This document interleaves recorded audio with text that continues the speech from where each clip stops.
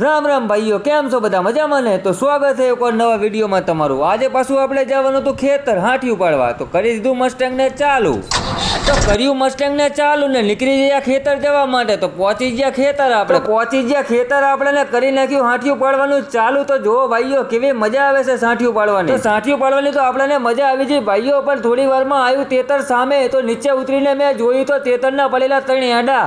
તો એટલી વારમાં આપણને યાદ આવી ગયું કે પરમારોએ તેતર માટે તો માથા દીધા હતા, તો આપણે એક 3 એંડા ના બચાવી શકીએ ભાઈઓ।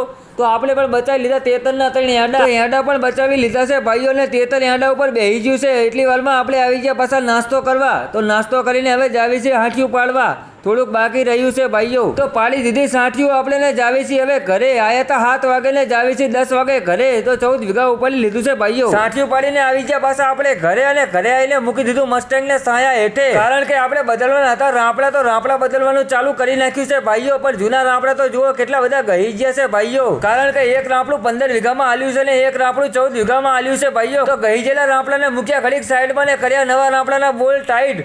એટલી વારમાં પડ્યો ફોન હેઠે। તો જય માતાજી।